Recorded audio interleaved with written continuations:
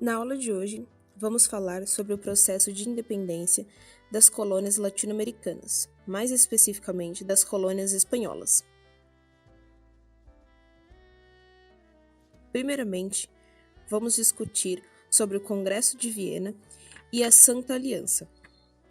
Antes mesmo de o Congresso de Viena se reunir, tratados importantes foram assinados pelas potências aliadas vencedoras, como os dois tratados de Paris, impostos a Luís XVIII, e os tratados coloniais entre a Inglaterra e a Holanda. O Congresso de Viena se reuniu em setembro de 1814, depois da primeira abdicação de Napoleão, em julho de 1815. Não se dissolveu, portanto, durante a restauração de 100 dias do Império. Seu ambiente era de satisfação pela vitória sobre as forças revolucionárias. As decisões foram representadas diretamente pelos seus chefes, ou então por ministros plenipotenciários. A figura mais importante do Congresso de Viena foi o representante da Áustria. As discórdias decorrentes dos interesses entre as várias nações facilitaram o trabalho do ministro francês. Dentre os princípios gerais propostos, se impôs o princípio da legitimidade, sugerido pelo representante francês e definido pelos ingleses e pelos austríacos. Cada potência deveria voltar a possuir os mesmos limites que tivera antes de 1789. Na verdade, foi a busca do equilíbrio entre as principais potências que orientou as decisões do Congresso, e isso favoreceu extraordinariamente a França.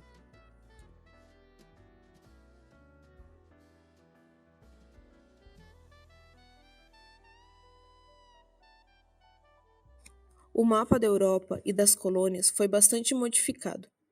A Inglaterra assegurou a sua supremacia nos mares, graças à anexação de pontos estratégicos no Mediterrâneo, no caminho das Índias e nas Antilhas. A Bélgica, que era dominada pela França, foi ligada à Holanda para evitar uma possível ação francesa sobre Antuérpia, um porto belga privilegiado do ponto de vista econômico. Os outros aliados também foram recompensados. A Rússia recebeu parte da Polônia, a Finlândia e a Bessarábia. A Prússia recebeu grande parte da região renana, próxima ao rio Reno.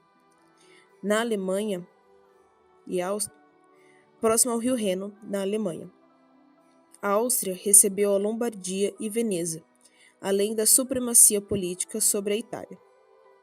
O Tratado de Paris, confirmado pelo Congresso, impôs à França o pagamento de uma indenização de guerra e a ocupação de seu território por um exército composto pelos aliados, mas pago pelos franceses. As fronteiras da França não foram muito atingidas, pois permaneceram, de modo geral, as mesmas do antigo regime.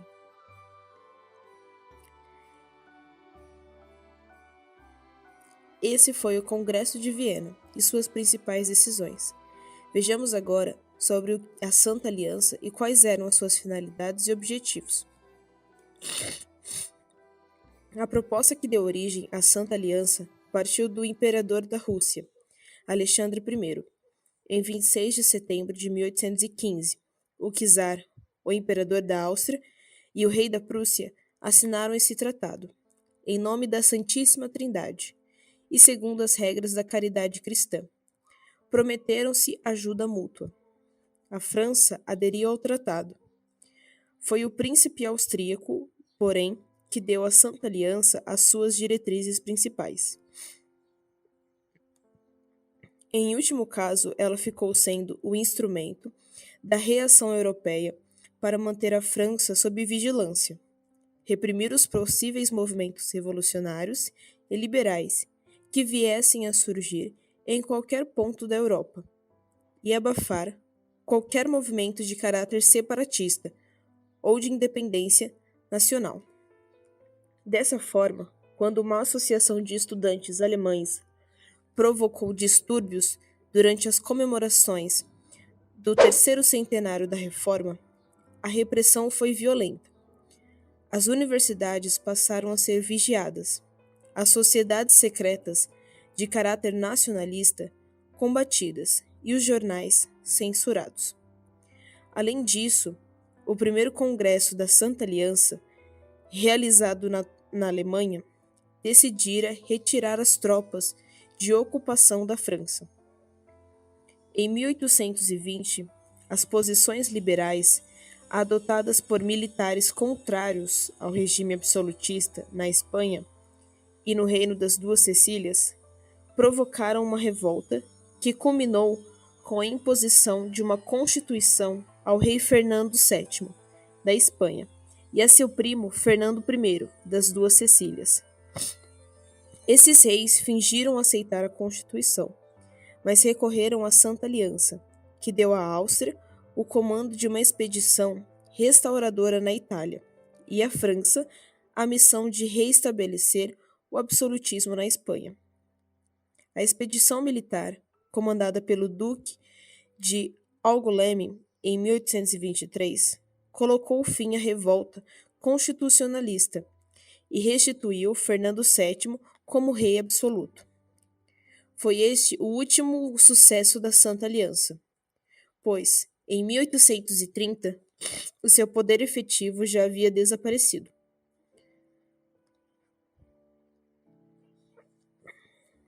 Esses acordos políticos e essas situações influenciaram os processos de independência das colônias da América do Sul. Como vamos observar agora? A independência das colônias latino-americanas deve ser entendida como parte integrante da crise do antigo regime, e principalmente do sistema colonial, que sofrera o primeiro grande abalo com a independência dos Estados Unidos. Três elementos fundamentais conjugaram-se para precipitar o movimento de independência na América Latina. Em primeiro, a Revolução Industrial Inglesa, que impunha a busca de mercados consumidores e, portanto, a destruição dos monopólios, peças essenciais do sistema colonial, como já vimos nas aulas anteriores, onde as colônias só poderiam se relacionar economicamente com as metrópoles. Em segundo, a ruptura do equilíbrio político europeu resultante das guerras, da Revolução Francesa e do Império, que levaram a Inglaterra a apoiar os movimentos de independência, como forma de golpear os franceses. E, em terceiro lugar, o desenvolvimento das colônias, que passou a se chocar com os entraves da política mercantilista e do sistema colonial. A política colonial de Portugal e da Espanha, baseada no mercantilismo, procurava obter o desenvolvimento comercial e industrial das metrópoles, à custa da matéria-prima, fornecida pelas colônias, e só permitia a produção colonial que não concorresse com a produção europeia. Além disso, pelo pacto colonial, o comércio com cada colônia era monopólio da sua metrópole. Apesar do caráter tirânico da dominação metropolitana, que provocava revoltas, as colônias iam progredindo. O comércio ilegal, ou contrabando, por sua vez, crescia cada vez mais, pois os barcos ingleses vendiam mercadorias a preços muito mais baixos que os pedidos pelos portugueses ou espanhóis.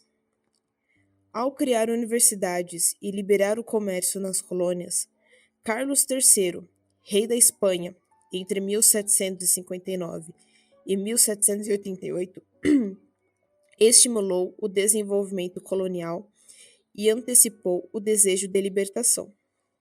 Situação semelhante ocorreria mais tarde no Brasil, com a presença de Dom João VI, rei de Portugal, e sua corte na antiga colônia. As primeiras manifestações de descontentamento que surgiram na América não tiveram, de modo geral, um caráter de separação.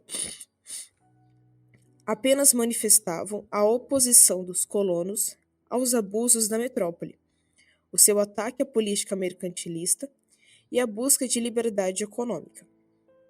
O exemplo da independência dos Estados Unidos, a influência das ideias iluministas e, principalmente, a brusca mudança na situação política internacional trazida por Napoleão é que proporcionaram a separação definitiva entre as outras colônias americanas e suas metrópoles. Quando o exército de Napoleão rompeu o equilíbrio europeu e invadiu a Península Ibérica, onde se localizam Portugal e França, a família real onde se localizam Portugal e Espanha, a família real portuguesa se mudou para o Brasil em 1808, e o rei espanhol Fernando VII foi substituído por um irmão de Napoleão.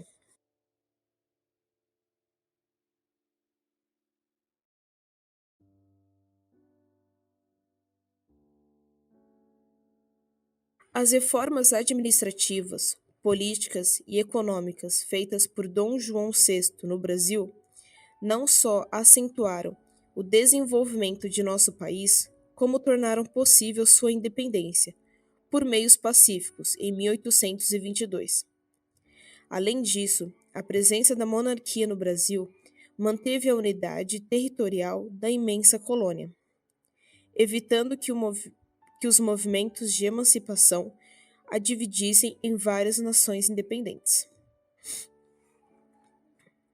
Nas colônias espanholas, a situação já era diferente.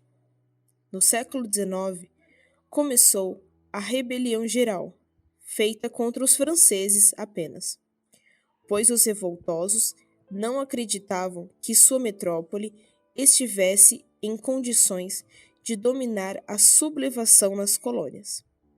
Enganaram-se, pois a metrópole reagiu, dando início às guerras de independência. No vice-reino de Nova Espanha, no atual México, surgiram as primeiras tentativas de independência, no início do século XIX. Em 1811, o padre Hidalgo tentou proclamar a independência mexicana, mas falhou. Nova tentativa do mesmo padre, em 1813, resultou em sua execução. Somente em 1820, o general Iturbide consegue a independência, proclamando-se imperador com o nome de Agostinho I. Em 1823, abdicou, foi fuzilado e o México se tornou uma república federal. A América Central logo seguiu o exemplo mexicano do vice-reinado de Nova Granada. A América Central logo seguiu o exemplo mexicano. Do vice-reinado de Nova Granada surgiram 3 países: Venezuela, Colômbia e Equador. Francisco Miranda proclamou a independência da Venezuela, mas foi derrotado em seguida. Simão Bolívar, depois de algumas dificuldades, libertou toda a Venezuela em 1813 e, em 1819, venceu os espanhóis na Colômbia, que foi unida à Venezuela, da qual se separou mais tarde, em 1829. O Equador foi libertado por Bolívar e Sucre, em 1822. Do vice-reinado do Peru surgiram outros 3 países: Chile, Peru e Bolívia. No Chile, o movimento de independência foi iniciado em 1808 por O'Higgins, que, juntamente com San Martín, na Argentina, preparou o Exército dos Andes. Em 1817, o Chile foi libertado e O'Higgins foi presidente, e O'Higgins feito presidente. O Peru foi libertado em 1821 por San Martín, que contou com o apoio do mercenário inglês Lord Cochrane, vencedor dos espanhóis no mar. A Bolívia se desmembrou do Peru com Sucre em 1825. A independência do vice-reinado da Prata deu origem a mais 3 países: Argentina, Paraguai e Uruguai. Na Argentina, o vice-rei foi deposto em 1810, constituindo-se uma junta provisória. Seguiram-se lutas internas entre os partidários da República e da monarquia, Em 1816, o Congresso de Tucumã proclamou a República das Províncias Unidas do Reino da Prata. O Paraguai libertou-se sem guerras em 1811. O movimento foi liderado por Yegros e José Francia. Invadido pelo Brasil em 1816, somente em 1828 o Uruguai se tornou independente. Durante essas lutas de independência, o rei da Espanha, Fernando VII, chegou a pedir a intervenção das forças militares da Santa Aliança. Essa intervenção não chegou a ser realizada, pois os Estados Unidos e a Inglaterra se opuseram a ela e reconheceram a independência das antigas colônias. Os Estados Unidos, por causa da doutrina Monroe, que defendia uma América para os americanos, e a Inglaterra, por motivos de ordem econômica, pois os novos países representavam um mercado seguro para os seus produtos, decidiram não intervir. Sem o auxílio da Santa Aliança, o domínio espanhol na América chegava ao fim.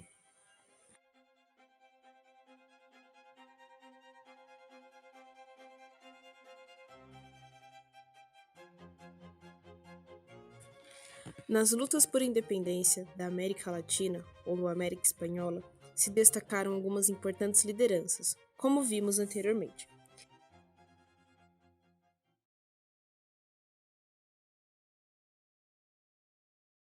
Entre elas, podemos citar Tupac Amaru, um cacique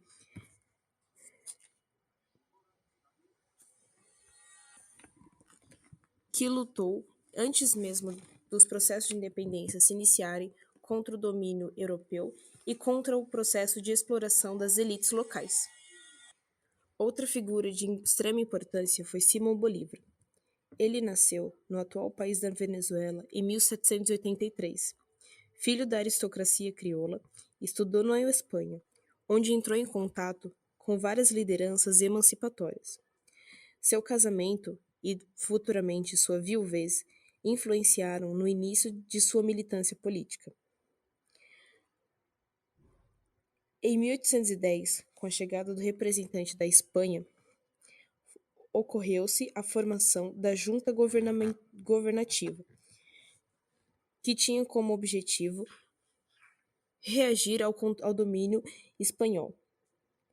Com essa junta, foi respondida com um decreto de bloqueio dos portos venezuelanos. Em 1811, após esse decreto, se inicia a luta pela independência, que é derrotada, e Simon é exilado na Jamaica. Durante seu exílio, ele escreve uma de suas principais cartas, onde fala sobre um projeto de criação de uma grande América. Bolívar dizia ter sido eleito pelo destino das armas para quebrar as correntes que acorrentavam os povos latino-americanos. Ele manteve a tradição dos colonizadores de entrar nas vilas e cidades de forma triunfal. Ele se preocupava também com a criação de uma identidade com a imagem do libertador. Como vimos, Simon foi um importante instrumento no processo de emancipação e libertação do Peru, Colômbia e Venezuela, além de influenciar os outros países, de influenciar as outras colônias, a também buscar seus processos de emancipação. Dentro dos processos de emancipação da América Latina, podemos citar também, além das emancipações da América do Sul, as emancipações da América Central, com destaque para a Revolução Haitiana, que foi uma primeira experiência de independência e a primeira república de população negra. Os escravos do Haiti se revoltaram contra seus colonizadores e, através de uma forte rebelião, conquistaram sua independência. Foi um processo único na história e repercutiu sobre toda a América. As metrópoles, em especial a do Brasil, temiam que uma nova revolução haitiana acontecesse e reprimiam com mais violência todos os movimentos que surgiram a partir daí. Na próxima aula, veremos sobre a independência brasileira e seus processos principais. Obrigado por nos acompanhar até aqui e até a próxima aula.